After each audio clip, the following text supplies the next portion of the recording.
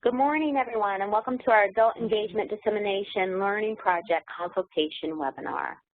My name is Karazina Sale, and I am joined with Yvette Kelly and Ruth Cologne-Wagner, and we will be with you today as we provide some consultation to you around using our adult engagement tools that we have provided throughout the last few months. So we're going to just do a really brief overview of the importance of engagement, brief overview of supervision as an engagement tool, brief overview of engagement process and best practices. We want to talk about some common challenges, and then we want to check in on how you're doing.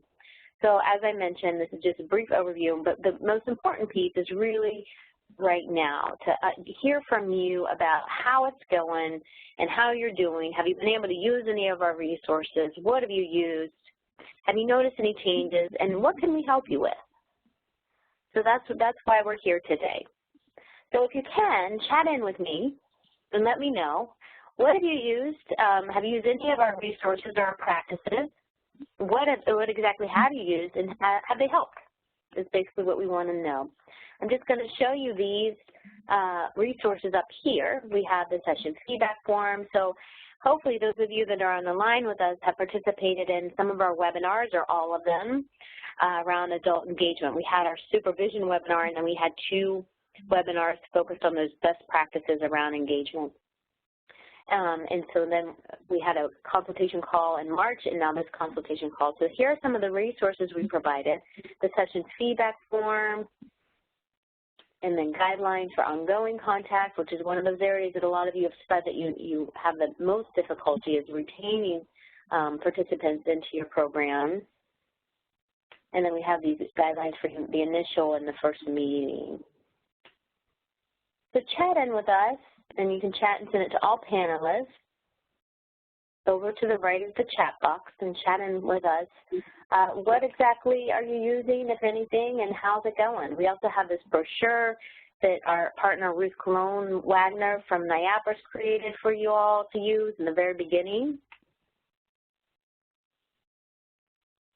So these are just a few of all of the resources and tools that we provided you. So what have you used? How's it going?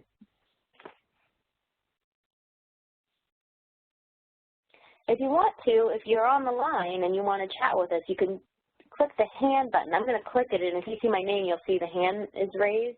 And then Brianna, who's behind the scenes there, can unmute you, and you can talk with us if that's helpful too. So you could click your hand to talk with us.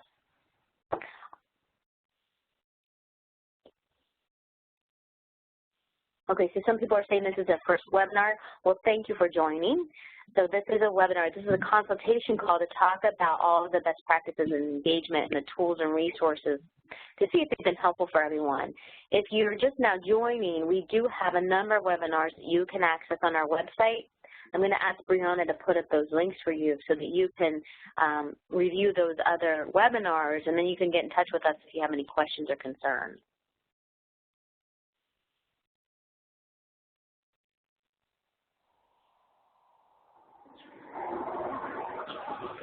Does anyone else have anything to share?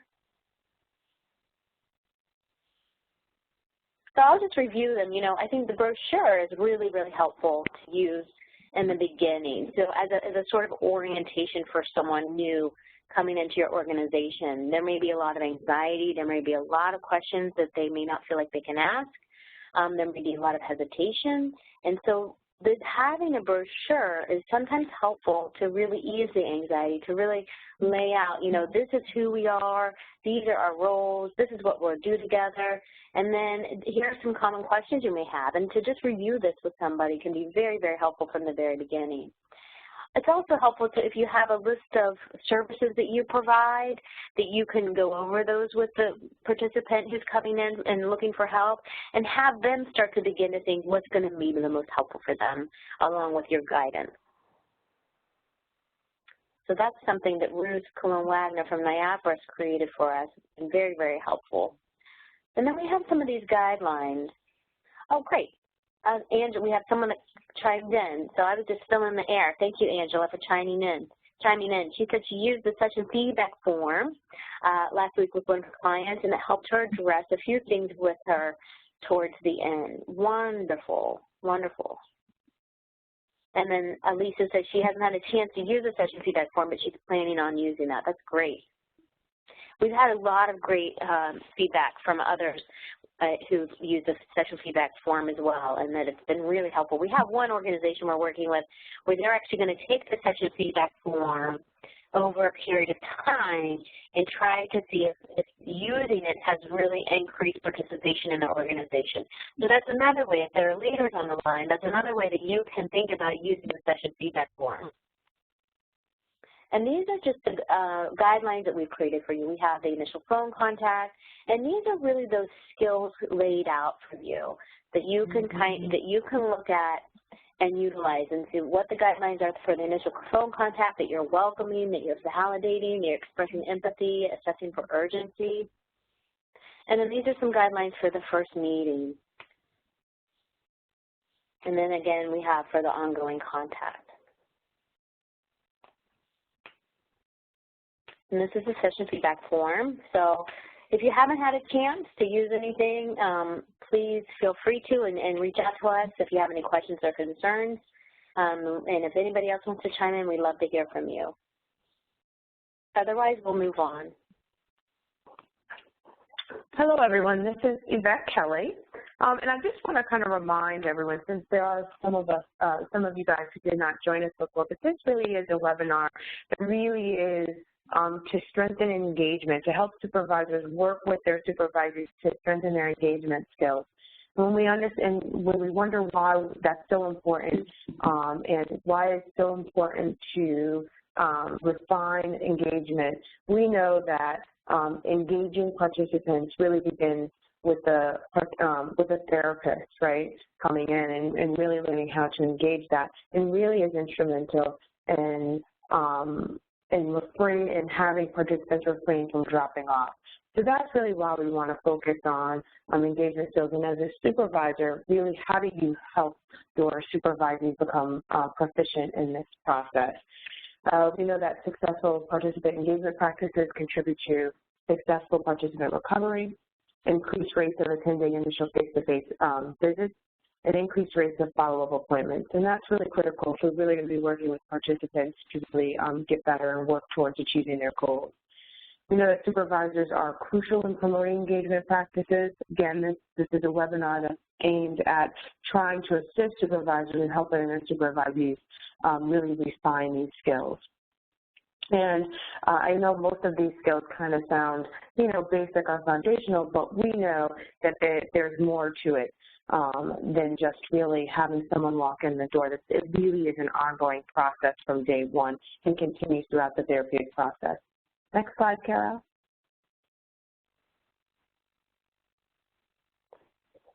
First was helpful coaching and mentoring. We know the coaching and mentoring process begins before the intervention or service is provided. So really you want to be working with your supervisees day one to really assess kind of how they're going to be working with participants, right? What is the service plan? What are their supervisors' concerns and strategies for working with individuals? How does the person approach the work? Provide helpful tips based on engagement best practices. So some of the tools that you see here you can utilize with your staff in terms of just helping them understand the engagement process. And for practices with fidelity, you want to review the fidelity indicators and identify which indicators will be the focus of their work. And we've spoken about this in other webinars if you've attended, just in terms of the need to do direct observation of supervisees and to understand how you work that in the process with participants, how the supervisor is introduced into sessions. You always want to give your supervisor the first opportunity to reflect on their work, right? So what do they think they've done well? What are some areas that they think they can improve upon? And then also give them feedback around your observation as well. Focus and emphasize, again, what they did well as in terms of working with participants. And you want to share your feedback in a way that doesn't establish you, the supervisor, as the final expert on effective practice. Right? You want to offer concrete suggestions that are practical and can be applied at the next available opportunity. And you want to get feedback from your supervisor about the helpfulness of the coaching. So we as supervisors really have to remember that we too need to take feedback and implement feedback to see what works best for our supervisees. Next slide.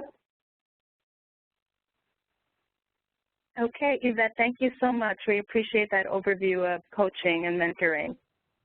I wanted to remind everyone that we have the chat box, and so I know a lot of this, for those of you who have been attending our webinars, is repeat information and reinforcement for the elements of engagement and the engagement skills.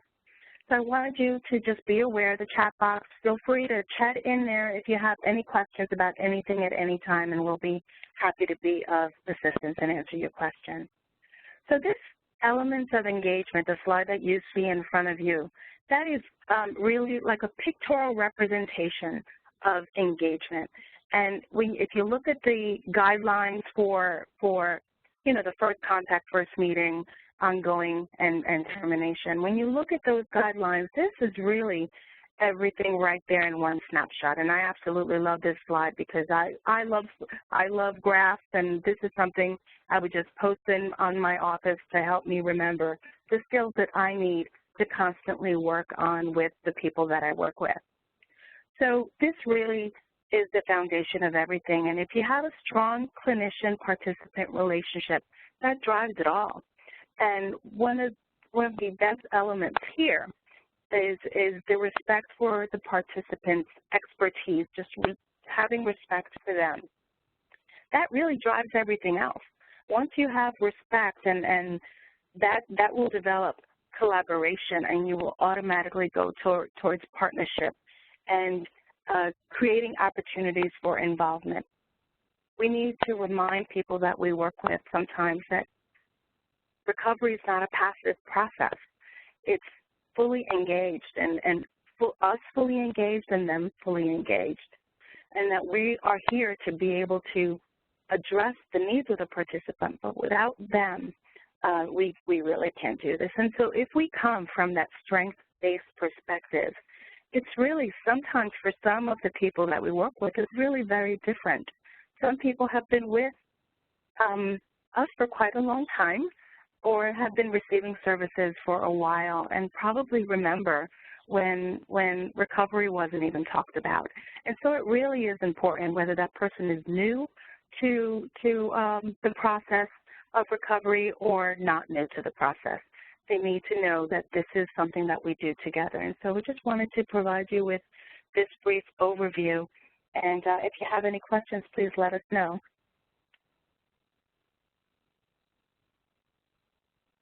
Kara, I think the next slide is for you. Thank you, Ruth. Thank you.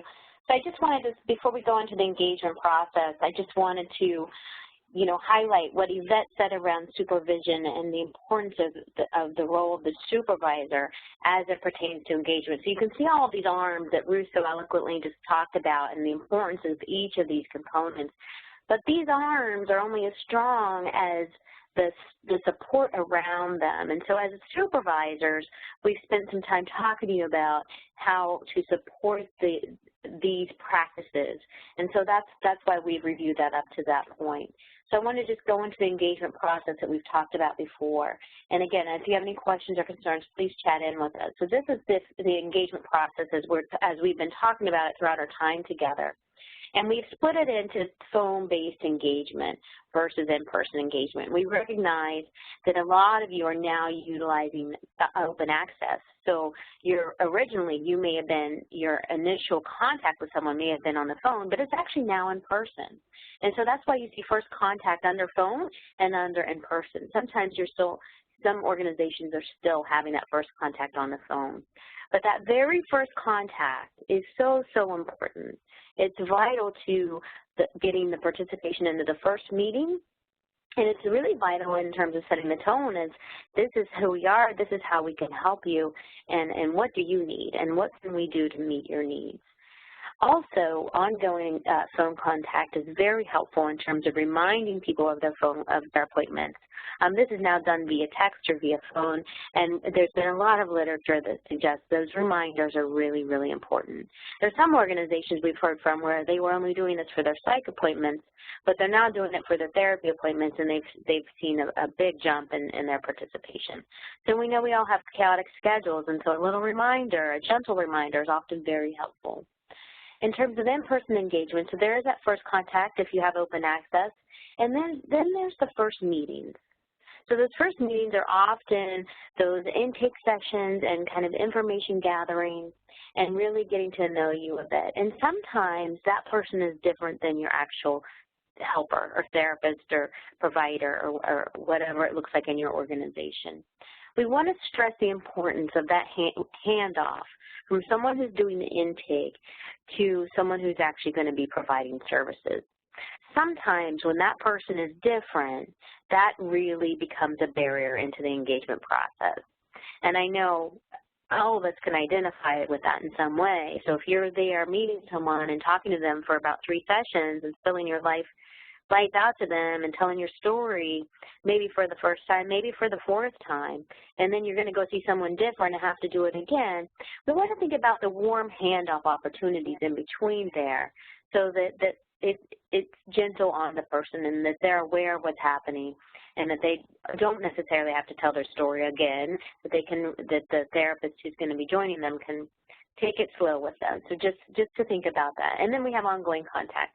So we've heard that sometimes the retention process is really difficult, that people come for a few sessions and then they don't come anymore.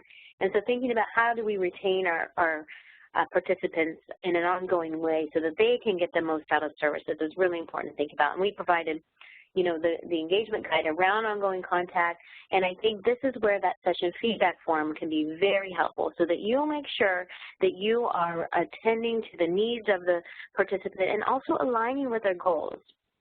What I really like about the session feedback form is the therapist, listen to me, we are making progress towards my goals or our goals. Are we making progress towards our goals? If somebody didn't feel like that happened, and it was one, never, then that may be an area where there's a potential of somebody not returning the next time, because we want to make sure that we're aligning with felt need and goals at all times. This bottom layer here, which is in blue, are really just the considerations of possible practices to use. So motivational interviewing is really important in the beginning. So is thinking about trauma-informed care and using trauma-informed care in the very beginning. But these are also really important skills to use throughout with our participants. But during those first meetings, it's going to be crucial to think about discharge planning, which is also what we call treatment planning. So thinking about what do you need to get out of participating here to be better? What can we do together so that you're either if you're coming in with depressive symptoms or anxiety symptoms or substance use or whatever the presenting issue is, that you're going to be ready to lead. And that's what the discharge planning is from the very beginning. It's not something that we do at the end of treatment. It's something we do in the beginning. And then ongoing contact. We talked a little bit about ropes and action steps. These ropes are a way to really organize sessions and to think about how to review what's been done last time, talk about what we're going to talk about today. Presentation is sometimes, presenting some kind of educational curriculum or whatever it is.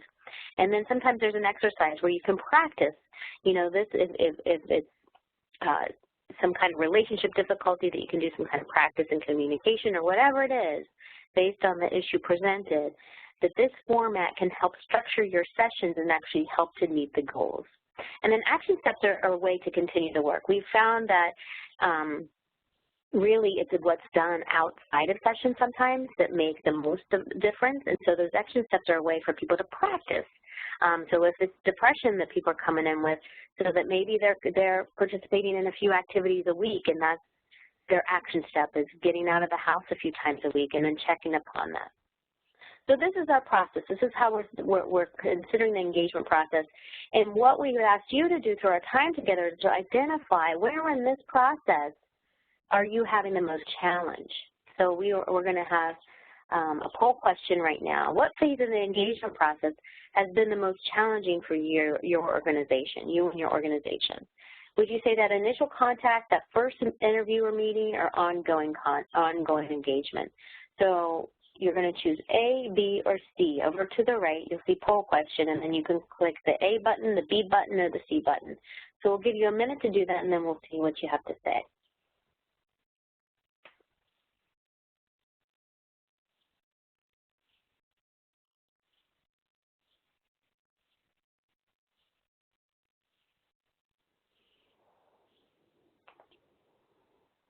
What phase of the engagement process has been the most challenging for your organization?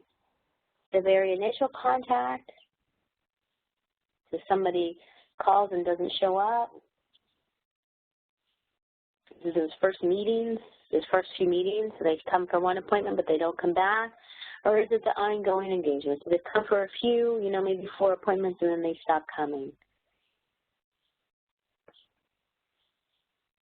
It looks like most of you have difficulty with ongoing engagement, so that's what we continually hear.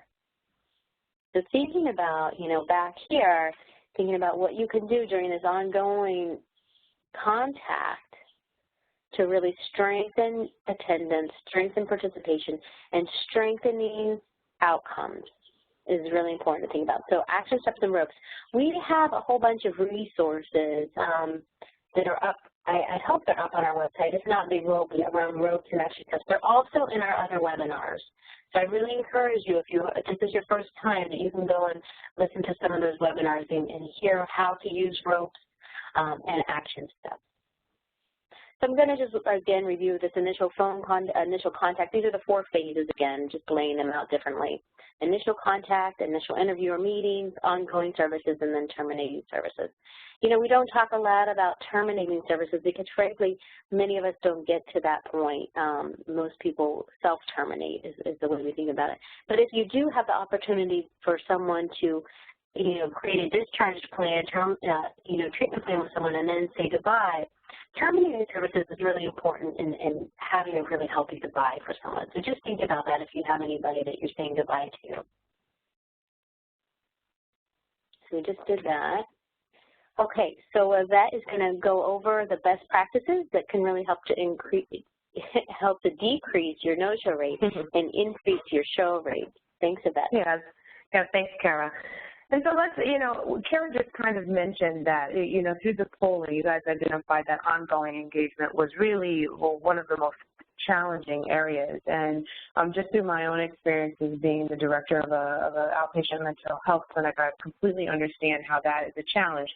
And I think, though, during the time that I was there and really trying to work on developing better engagement practices, one of the things that I came across was how, the lack of engagement in the later stages was actually could be correlated with some of the things that folks didn't do in the beginning stages. And so when we talk about engagement best practices and how that can decrease the no-show rate, there are some certain things that, when participants came to work with us, there were some things that I think they were not fully aware of, and because of that, they didn't know what the expectation was, and then failed to come to treatment the following time. So I'm going to spend just a few minutes talking about some of the best practices that really can work to decrease your no-show rate.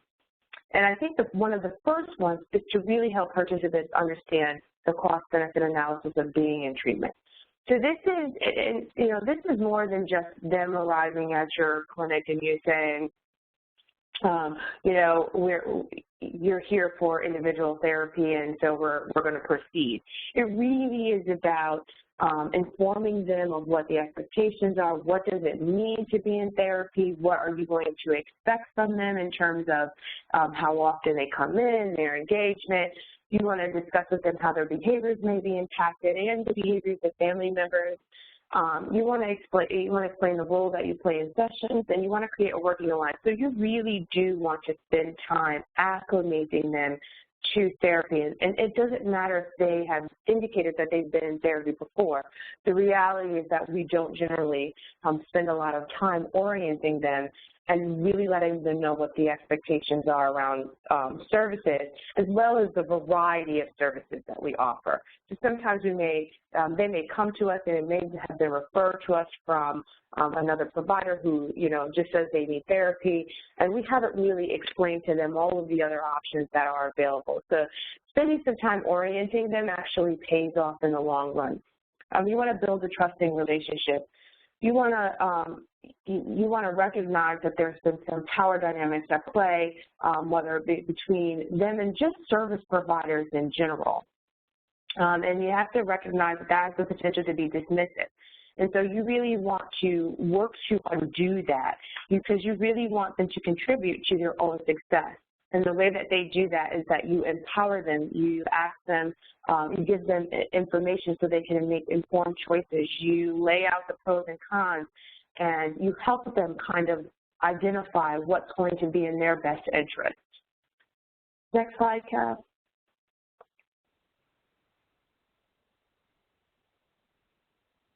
You also want to work with them around treatment negotiation. Now, this is one that, I really, really do think is very important, because a lot of times, as therapists or as providers, we come to the table knowing what we think is in the best interest of our clients, knowing best practices, and we really, we really want to help the client, and so we think we're doing a good thing when we let them know, that treatment can be expected. Sometimes we don't even tell them how long they can expect to be in treatment, and again, that goes back to orienting them. But sometimes, we have expectations that they need to come to treatment at some predetermined time. Just for example, let's just say 12 weeks, and unfortunately, the family is not able to agree to that entire course of treatment. And so I think, it'd be important to really work with them in negotiating what are they able to do. So starting, we know that we want them to come for 12 weeks, but the family has indicated they can only come for 8. Can we negotiate around there, right? And so really listening to them, what are the barriers to coming to treatment? You might think that it's important that they come weekly, but they may not be able to make that commitment because of their own circumstances, and they need to come every other week. Are you willing to work with that with the family? Case management, we know that there are a lot of families that struggle in a lot of different ways. We can't overlook the basic needs, all right, because we're not going to do any work with clients who are struggling to feed themselves, who are homeless. So we really need to attend to that. We can't just gloss over that. So if that presents itself, we need to really take a minute to focus on how we can help them be in a better situation. Appointment reminders are good. I always say it's great to add a personal touch. Automated calls are great, but it's even best when you can pick up the phone and call and find out what's going on with the participant who hasn't arrived, and not after, if you're expecting them to arrive and they don't arrive, take a moment to give them a call and see what happened. Did they forget the appointment? Did something come up? Just check in with them. Motivation enhancement. Prior to the beginning of formal therapy, you want to initiate procedures that increase their willingness to enter to and remain engaged in treatment. And again, that can go back to treatment negotiation, orienting them to the services, and really letting them have an active voice in what they think is going to benefit them. And you want to foster a strong working relationship early in treatment and maintain the awareness of the quality of the relationship throughout therapy. So again, it's not just good enough to engage them in the initial contact, but you need to engage them all throughout the treatment process and be willing to adapt, be flexible, be changed, and listen to your family. And that really is how you continue to pull your client in so that they can reach their goals. Next slide. So what barriers and challenges have you experienced throughout the engagement process? So if you guys could just take a few minutes and chat in, what are some of the barriers and challenges that you've had throughout the engagement process?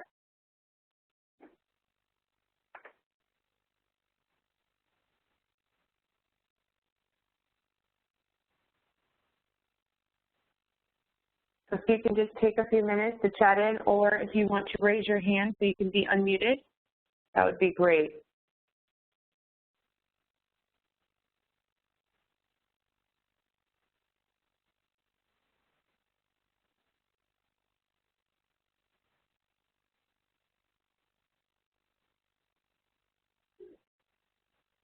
All right.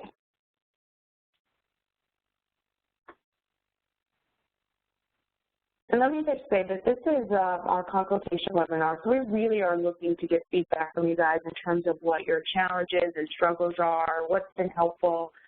It just helps us kind of really understand where we might be able to provide some guidance. All right, so we have Lorian said patients are frequently ill. Yep.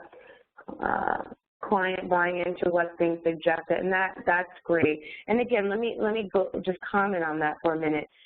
Right, having the client buy into what's being suggested. And so this really goes back to kind of that treatment negotiation where sometimes they don't buy in right away, right? Sometimes you want them to use something, you know, you think it'd be in their best interest to do a particular treatment for this amount of time, but the client hasn't yet bought into it. Now, I think how to have to meet the client where they're at with that. Because what we know is that as time progresses and you start to build a trusting relationship, then you're more able to move them at that point. Versus if you try to battle them at that given moment in time, it probably won't end so well. And again, sometimes participants won't necessarily tell you right then and there. They will respond by not showing up. So you really want to kind of think about how can you work with this individual, this participant, this family to eventually get them where you need. Baby steps, right, may lead to bigger steps in the future. So Lori says, yep, no contact, no current phone number. That really is difficult in our population. Lori says, people haven't made the choice to seek out treatment. And insurance companies suggested, yes. Often I notice this. So that's important because, you bring up a great point in terms of sometimes there are individuals and participants who are not treatment ready, right? They come to you because they feel that they are not given a choice, that they're being forced to come to you. And so how do you work with them? How do you engage someone who feels forced to at least walk in the door the first time? And so one of the things that I would say is important is that to really go back to the participant individual and let them know that they do have a choice, right? They have a choice to participate or not participate. And yes, there are consequences to both choices, but how can you work with them to really think about, okay, well, you've at least made the first step in coming here. At this point, you know, how can we work together? What would you like to work on? So not what people said you need to work on, but how can we work together? So that's important. How about others? I just want to chime in for a second of that. So these are really great. Thank you so much, everyone, for chiming in. This is wonderful. I see someone says, you know, lost a contact a few times. And we've worked with other organizations, for example, in Pittsburgh, and some of those organizations really make a point of getting everyone's contact information each time they come, because we know how often phone numbers change, maybe even addresses change. So making sure that every time somebody comes for an appointment that we get their most updated contact information to help with that. So I don't know if that's something that you've done, but I know that has been really helpful. Mm-hmm. Any other things? Ruth, did you have anything to chime in about? Yeah, you know, I'd like to talk about the ongoing contact, the ongoing engagement that, according to the poll, a lot of people really, that's where they see the people dropping off, and that is the most challenging portion of the engagement. And so I wanted to just remind everyone of the guidelines and to think of also all the arsenals that we have at our disposal. If you guys recall the stages of change, I don't think that's something that we went to in depth during our webinars, but it's really important to understand where the person is at. Are they pre-contemplated? That goes to some of what Lori was talking about when she chatted in. Lori, thank you so much for that. And sometimes people just don't see what we're seeing, and they're not ready really to go in that direction. And for whatever reason, their entire life experience has probably shown them that, you know, they're not able to reach their goal. And so that's when, if we can look at the ongoing contact and think about the stages of change, to be able to use that to help move a person along in their recovery path, to build hope and foster that resiliency, but they probably haven't experienced much. And for all of us, finally, just to really remember that recovery is not linear. You know, there are twists and turns, and we're part of that process, and we're here to help and to gently move a person along. And so obviously I understand that you know, contact information and people dropping out is a real big issue for a lot of people, a lot of different program pros as well. But to be able to look at this and do it person-centered, one at a time, and find out where they're at in that stage of change to be able to move them along.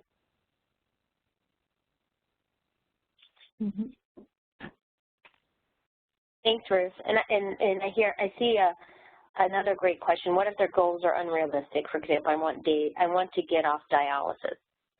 So I think that's an important question. You know, if our participants have goals that maybe we don't think are realistic, and I think, you know, it's important to understand where the goal is coming from, right? So if somebody wants to get off dialysis, maybe there's a whole bunch of stuff in there to talk about around what is it like to be on dialysis, how is it affecting your life, you know, all those big feelings associated with it, but that their goals and our goals really should be the same. And I think that's the goal. I think that's what's so important about good treatment, is that we have really aligned our goals with our participants' goals.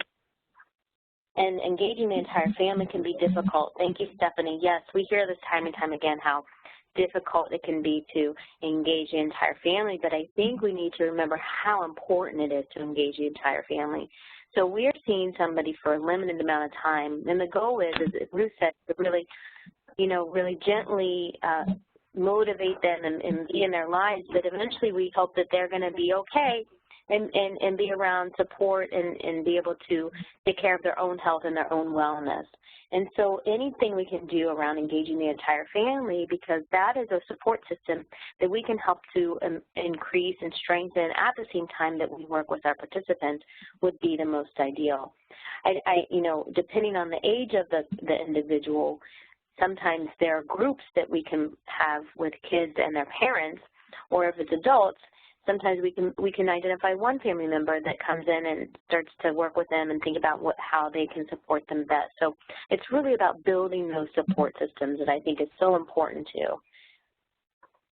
Okay, go ahead, Ruth.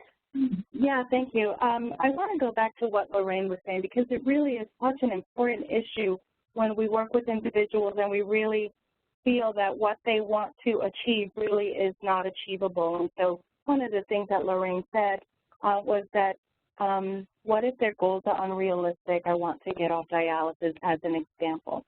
And, you know, I think about that goal, and it's all about the reframe, right?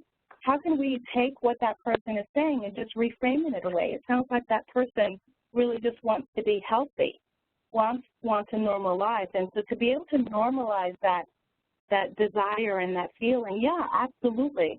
If I was on dialysis, I'd want to be off it too, but the end result is really, I just want to feel good and I want to be healthy. And that's a wonderful opportunity to not say, well, maybe that's not a realistic goal, but just to step back and go, well, let's talk about the pros and cons. What would happen if you were not on dialysis, for example? What is the risk of not going forward, of not changing, of not taking action? Maybe there are other ways that you can be healthy and feel good about yourself and live a productive life. Just special thought. Yeah, and Ruth, that's a good point. And so I just want to add one other thing to that, is that a lot of times the goals may seem realistic, but if a participant really has a motivation towards meeting that goal, it's like, how can you harness that motivation to help them get closer to their goal? So it's a great opportunity to use that to help and utilize that as a strength in treatment.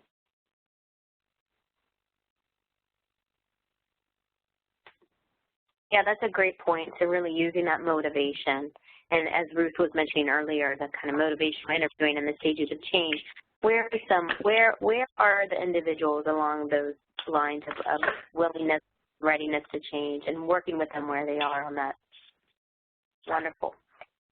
And I used to work with I used to work with families as well, and I also am a family member of a person, of a child with SED, serious emotional disturbance. And so from my direct work with families and from my own experience, it is really difficult. I understand that. And one of the things to really understand is that families can be really, really tired, really just exhausted, not just from their own lives and their own work, but from the challenges that their child or adult child is experiencing. So for us to be able to look at that and say, what are the things that I'm asking of this person, and is that something realistic that he or she can really do right now? And so one of the things that I found very helpful for myself as a parent was the social worker asking me if I could describe myself. What kind of parent was I? And I said, I'm a tired parent. I'm a wonderful parent, but I am exhausted. And so that's just one of the things to think about as we work with people, to understand where they're at, what they can take on, and maybe what they can't.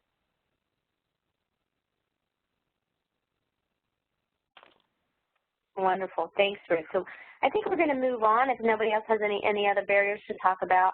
I think barriers are really an opportunity for us to really reflect and think about ways to problem solve. So hopefully we've been able to do that with you a little bit. I'm going to move on to a vignette called The Common Challenges, Clinician Resistance. And I think, Ruth, you were going to go over this with everyone. Okay, great. So thank you so much. We wanted to do a vignette with everyone to help stimulate our thinking. And so we, as supervisors, typically have that real seasoned clinician that might be difficult to move along as we think differently and try new techniques. And so here is the clinician who's resistant. So we can just, I'm going to read the vignette to you, and then we're going to ask you to please chat in the chat box or raise your hand, and we'll unmute you just so we can process and review this vignette.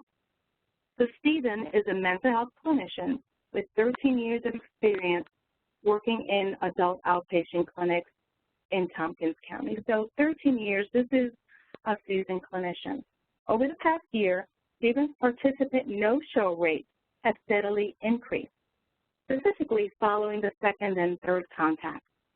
In addition to that, many of his participants have asked to work with someone else, stating that he just doesn't understand them. So as a supervisor, how should Stephen's supervisor address this issue with Stephen? It's a touchy subject, isn't it? Some people might be really hesitant to connect with a clinician and to be able to have this discussion, but it's so important, not just for his work, but for the participants to make sure that they have success. Do you guys have anything you'd like to respond with? How would we address this issue with Stephen?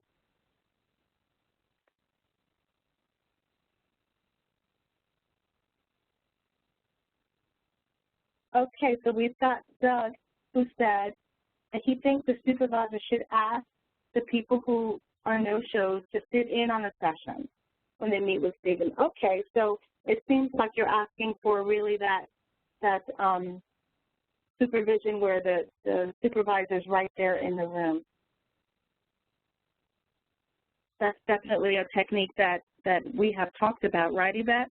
Where the supervisor's right there really seeing how the supervisee responds in clinical situations. Right. Yeah, direct Sorry, go ahead. No, I was just going to say exactly what you said, so that's fine. Okay.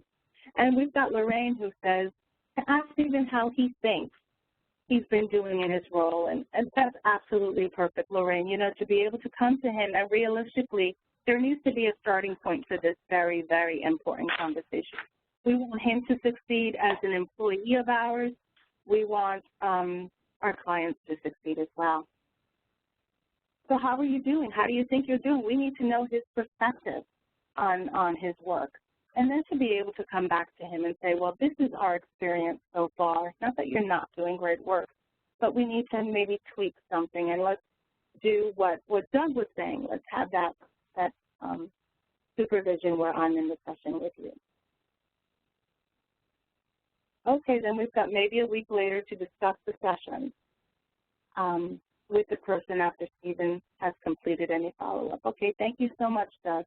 That's absolutely right. So the supervision of this whole process with Stephen and the individuals who maybe want that different clinician or who don't show up, to be able to come back together and to understand, are things going to get better? Are things better? How about new people coming in and being assigned to work with Stephen? How's that going? What can Stephen implement right now so that he can be able to learn from his supervisor and learn from the people that he works with, because they're teaching us every single day. And when they don't show up and when they don't come back, sometimes we really just need to look at ourselves. That's right. There's another person who agrees that we need to ask Stephen what he thinks about how he's doing. Great. Does anyone have anything else?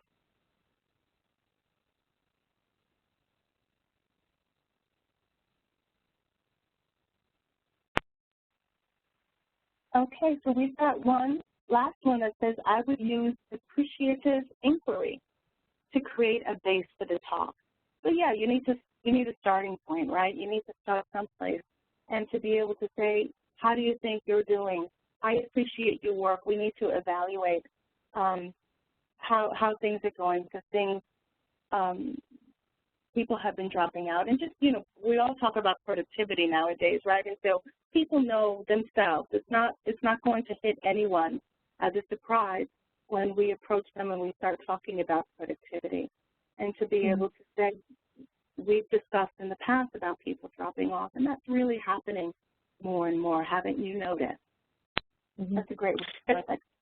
Thank you. And Ruth, there's just one other comment, just from a supervisory standpoint. So it looks like he's been there for 13 years, and this is really a kind of new occurrence over the last year. So you definitely want to check in with Stephen to make sure, just to remember our staff are human too, just to make sure things are okay. And maybe, is there something personally that is contributing to the decline in his ability to remain focused at work and really engage his participants? Thank you. I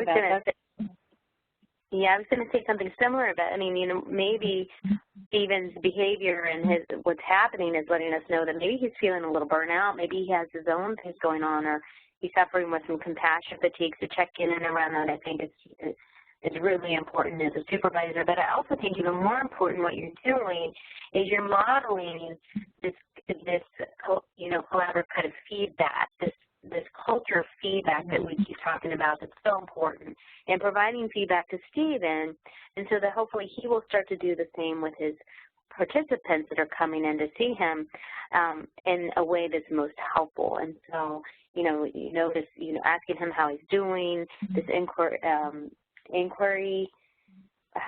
appreciative inquiry. I like that. I haven't heard of that. So I think that's a really great way to think about it. So it's kind of a strengths-based approach with Stephen, the clinician.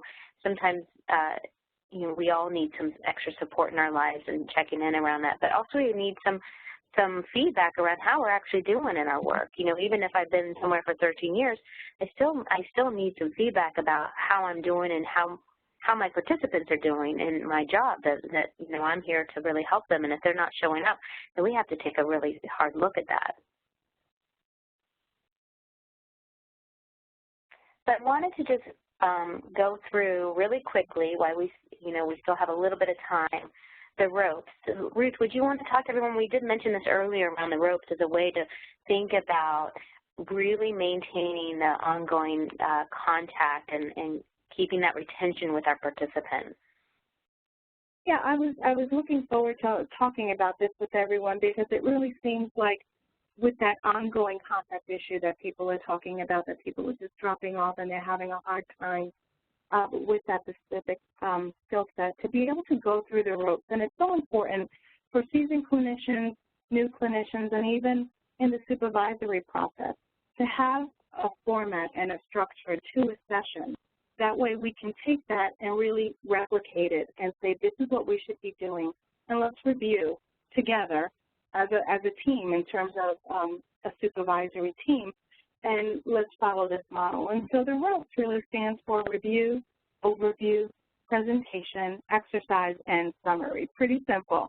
The review is the clinician sitting with the person that they work with and saying, how's the week been? How's it been going? Let's briefly review what we talked about during our last session, and also talk about how things have been going. And then the overview is more of, this is your goal, and where are we with that? The presentation, it really is, what have you been doing in the last week? We talked about some skills for you to implement. Let's talk about that. And have you been getting any feedback from the people around you? Have you felt any success in that area? How can we help meet those challenges if you need some assistance around that? And then, of course, we model, and that's the exercise, and we talk about ways that they can take what they want to do and implement it in their lives. And the summary is, how did we do together? And that goes to the session feedback form. How did you feel about today's session? What do you think about everything that we talked about? What do you think about any of you have used the rope? Oh, hold on. Okay, so Doug is saying that this new approach to recovery-based versus previous methods may not be properly implemented across the board. And I think you're right, and so that's part of the supervisory process, right, for us as supervisors to make sure that we really understand this and to be able to teach it to our staff. Tara, do you have anything else to add, or Yvette?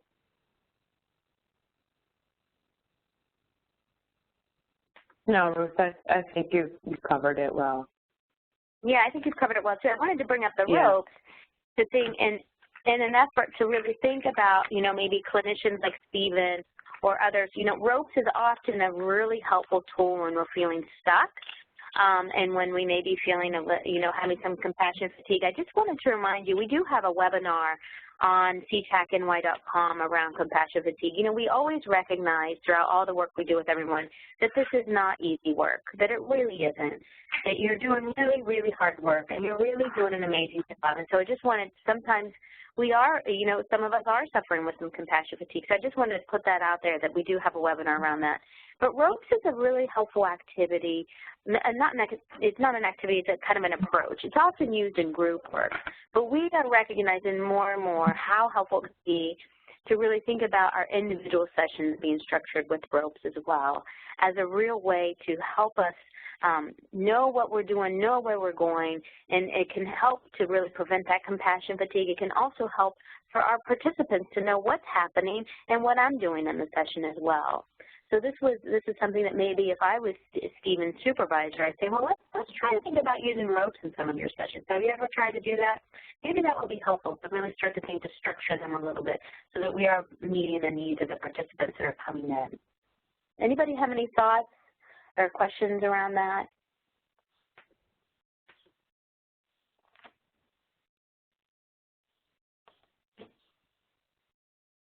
So we just want to end with you around, you thinking of action steps that you want to do as clinicians or supervisors, if you're on the line and you're a supervisor, or if you're a clinician, any kind of action steps that you want to take away from today to start to use, and then any kind of improvement or implementation piece that you want to have. This isn't, of course, necessary, but this is a way for us to know, again, this kind of parallel process for you to think about what you're doing in the webinar with us and taking them outside can be really helpful. And do you need anything else from us? Do you need any additional resources or any other help with the work that you're doing? Feel free to reach out to us. This is our contact information. And then these are our upcoming events. So we're going to have a final webinar in May around lessons learned. We have a learning community that's going simultaneous of this work, and they've also participated in some of the webinars. And so some of the members for the learning community are going to come on in May and talk about lessons learned and what they've been really able to use and do differently. We've already heard from one organization that they have something called an orientation group. So I'll give you a sneak preview. I was going to ask her to present. But they do something called an orientation group in their organization for 3 sessions when somebody new comes into the organization. And it's really bringing that brochure that I showed you earlier to life. And so they talk about the organization, all of those kind of questions and answers, the kinds of services provided, and that seems to be going really well. She said they're still piloting it, so they don't have anything to really share with others yet, but hopefully in May, maybe she'll have some things to show and send around to others. So just wanted you to know in May we'll have this kind of sustainability. So think about any of the work that you're doing, anything that you're going to use. I know some of you want to start using the session feedback forms, or maybe if you are using them, that how do we sustain that? How does it become a part of everybody's practice in your organization? And then in June we'll have a follow-up survey. Do you have any questions for us or any concerns? Please chat them in.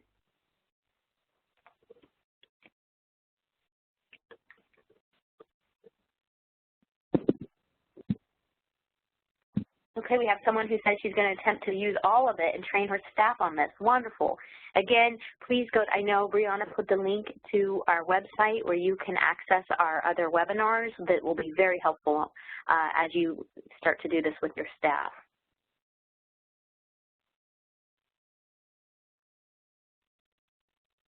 Thank you for tuning in, and thank you everyone for all of your participation. It's been really wonderful to spend this hour with you and hear from you.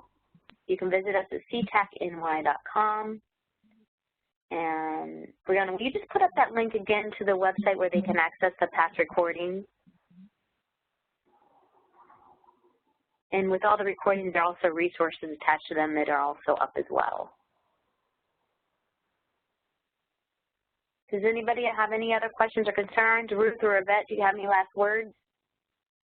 No, I just want to thank everyone for joining us.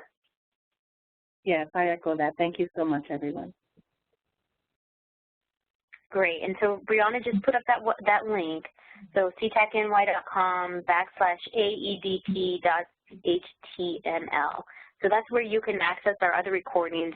There's a recording for supervisors, and then there are 2 recordings on best engagement practices. So please review those, and feel free to be in touch if you have any questions or concerns. We hope that you all have a wonderful day, and we'll talk to you another day. Take care, everyone. Bye-bye. Bye.